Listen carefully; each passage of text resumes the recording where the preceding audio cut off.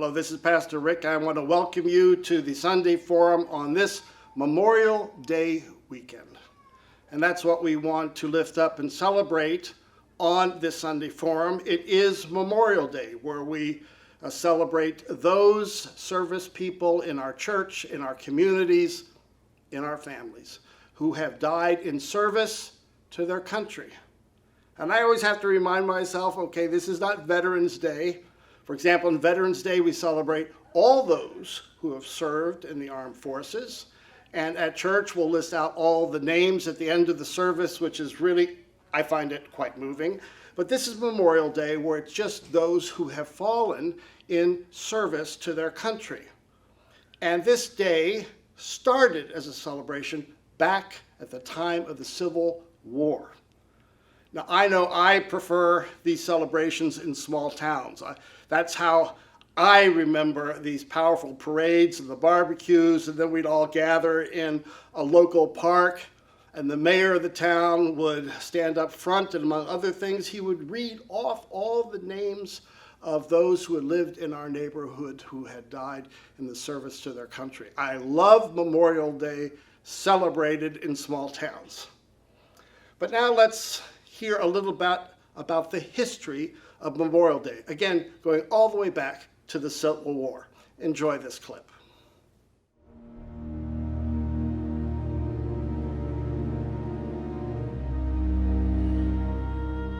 Memorial Day, which honors the fallen of all of America's wars, got its official start after the American Civil War.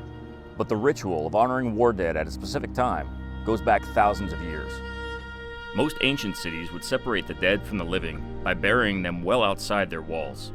But ancient Spartans would bury their fallen soldiers in their city as a way of honoring them.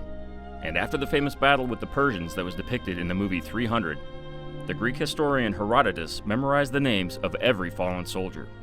The first American incarnation of the day was in 1868, when General John Logan declared Decoration Day, for the purpose of decorating the graves of fallen soldiers in the brutal war that had ended only 3 years earlier. On the first Decoration Day, flowers were strewn on the graves of over 20,000 Union and Confederate soldiers who were buried at Arlington National Cemetery. By 1890, Decoration Day was adopted at the state level across the entire nation. With the tragically massive loss of life in World War I, the holiday was expanded to include the fallen military members in all American wars, and came to be known as Memorial Day. And in 1971, in the thick of the Vietnam conflict, Memorial Day became an official federal holiday.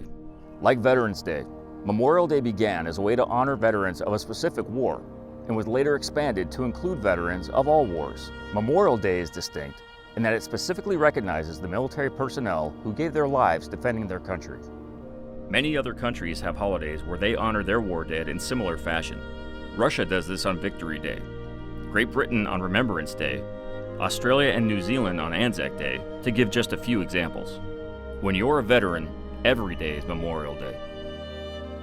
All who have served know that the risks are high, but the reward of freedom is higher.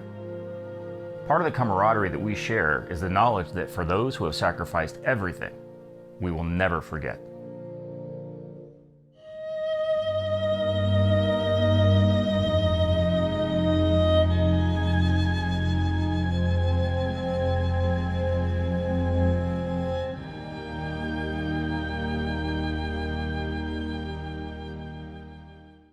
Knowing the history of Memorial Day is important, but you should know in the church we celebrate this weekend too, and usually by lifting up a few very important Bible texts. And you might want to make note of these Bible texts and use them yourself this weekend.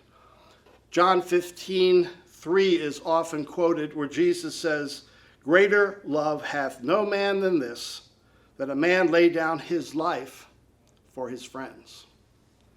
And we often, also go to Ecclesiastes, the 3rd chapter. This is often lifted up at a variety of times in our lives, but also in Memorial Day, where we read, "For everything there is a season and a time for every matter under heaven, a time to be born and a time to die, a time to plant and a time to pluck up what is planted, a time to kill and a time to heal, a time to break down and a time to build up, and on it goes, a time to weep and a time to laugh.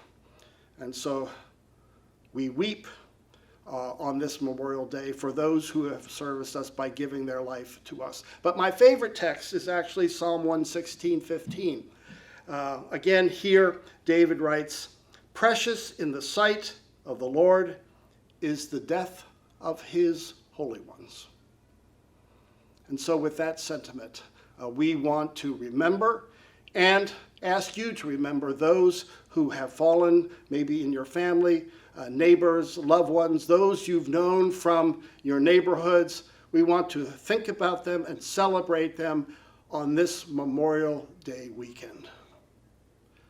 Thanks for joining us on the Sunday Forum. Bye-bye now.